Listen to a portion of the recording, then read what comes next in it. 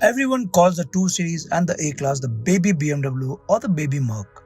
But in their latest generation, each has been designed to behave more like young adults who want to be heard, stand out and get noticed. And we are just here to find out which is the more mature offering of the two German manufacturers.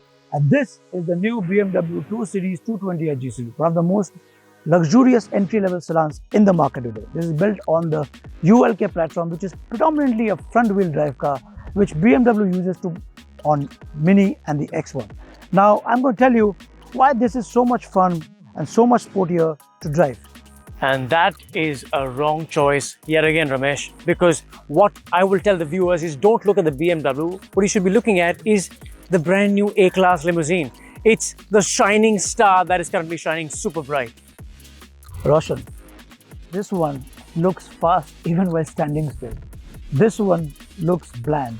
If this was the AMG, you will have my attention, but you will have to give it to this one right now. I think, have you seen the rear of your car?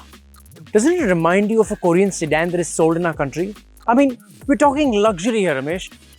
If you want a badge which talks about your rival, sporty, fun, then of course you go for the BMW 2 Series. There's no question about it. So let me start by just saying that the A-Class replaces the old generation CLA in our market and is the new entry point to the three-pointed star ownership. And I think it looks like a mini CLS with that diamond-studded front grille, the 17-inch allowed wheels. Overall, it's got the curves, it's got the svelte silhouette, which does not shout luxury like Ramesh's college-going BMW might. But this is the one if you're looking at premium. This shouts premium without saying it. We've seen the A-Class. Now let's look at the 2 Series. Now this is so sporty. I mean, every square inch of it shouts of sportiness. It's like a symphony of screeches which start from the front to the rear of the car. There's so many screeches here. The tire profile again is a 17-incher, but the profile is 45 and that's 55. That scores over there because in Indian conditions, that's more suited.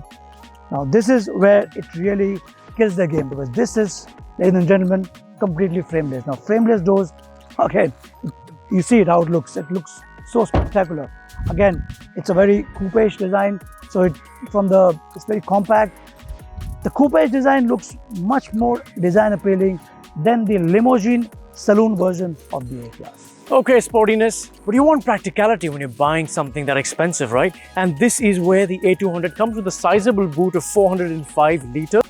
It's got a good space to store 2 suitcases, what I can imagine, but the space saver in the production car will be concealed underneath. And this, at 430 litres, is a bigger boot. And the spare wheel is nicely tucked inside, giving you more legroom. Of course, they're doing the production cars, but this is what it is. This is what you see here. And of course, while me and Ramesh were talking, he reminded me that the A-Class actually is sold as a hatchback internationally. And what we have here is the sedan with the longest wheelbase, and I can feel that, yeah, I feel it is more airy. I've got better headroom. I've got enough legroom. You've got this central armrest with the 2 smart cup holders. But the thigh support is, I would say, is awful actually. In fact, my office bench has better thigh support, possibly because you're sitting a little low in this car. Overall, the sunroof makes a big difference, and a thumbs up from my side. Let me get back to my work from home meeting now. Okay, it feels cozy at the back seat, but let me warn you, this is an enthusiastic car, so this is a mere formality. And for 3 people to hang in here, it's going to be too low for them to, be very comfortable. Also, the headroom isn't enough because of it being a coupe. You can see there's hardly any gap here. The panoramic sunroof is right up to here, that's a good thing. There are these charging sockets here, which is again a C-type, very forward-looking, to the new generation. But because of its low ground clearance, and when 4 people are seated, this might rub off on those surprises which our roads often throw at us. That's the place where you need to be in the 2 Series. So while Ramesh enjoys reliving his youth in that racy-looking BMW, what I'm driving is the A200, which is the petrol-powered A-Class limousine. And you must be thinking that this is a 1.3 litre pumping out 161 bhp. What is it doing in this sort of like a mid-sized luxury sedan?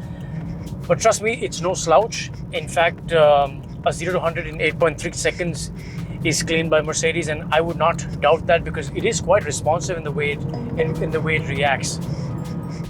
Well, Roshan can continue singing about comfort, luxury, and sounds like his grandfather to me right now. But fun is a very, very important factor in the entry-level luxury segment. Yes, it might not have the smooth, silky lines or the opulent interiors of the A-Class, but it drives hard and drives fast. And with this M Sport trim, it even drives faster, and that's what matters. Powering the 2 Series is a choice of petrol and diesel engine, but I have the petrol with me in 220i spec. The 2-liter engine makes 189 bhp and is mated to an 8-speed automatic gearbox. It is a bigger engine with more power, and that you just can't beat. There cannot be any replacement for displacement. It's a 2-liter engine which gives about 189 bhp and 280 Nm of torque. Does 0 to 100 in 7.1 seconds. It's a second faster than the Limo. Of course, if these figures impresses you, then this is the one you go for. Yes, the diesel one is more torquier, but the petrol engine is quite refined and does its job very well. It's fun to drive. So while Ramesh pulls away to show off his extra displacement, the A-Class is actually no slouch. The power might be a little lower than the 220i, but in reality, for city use or highway use, it's quite adequate. The 7-speed dual-clutch automatic gearbox helps in delivering that power seamlessly, and the drive modes mean you can set the car up the way you like it. Ramesh can run all he wants, but I'm damn sure I'll be the fresher and the more relaxed one when we get back.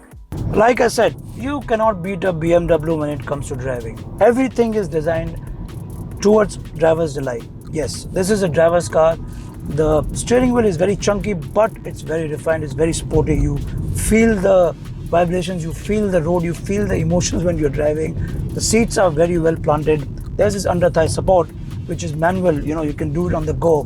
There's not too much of tech here, but there's a plenty of tech around. There's this C-type charging port, there's wireless charging spot, there is Apple wireless, there's Android Auto, everything that you require.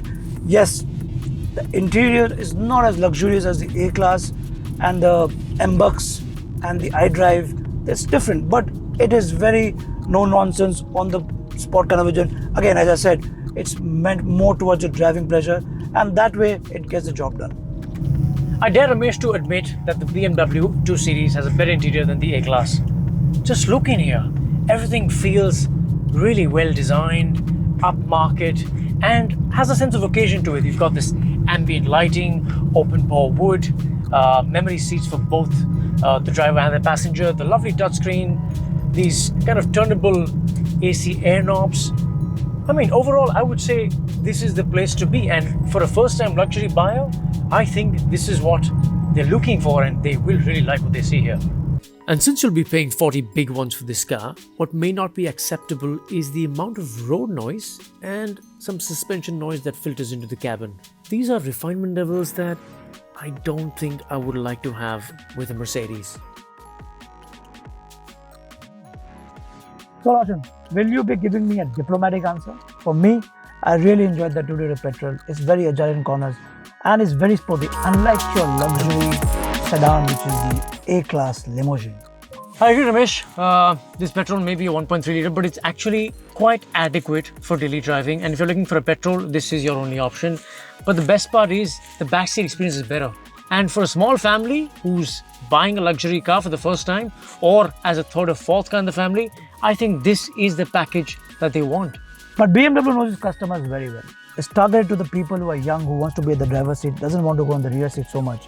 For short drives, this car is not bad. It's well compact, it can be parked in tight corners, and at a price starting 37.90 lakhs, it undercuts the Mercedes A-Class by a couple of lakhs, and that can make some difference. So guys, go and take your pick. It's going to be a difficult one, but take your pick.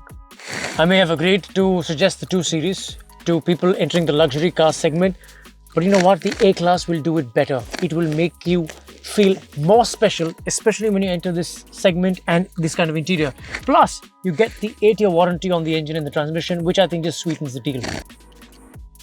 Ramesh, here's $100, the price of fuel now, because you will need an extra liter to go wherever you go. Bye, buddy.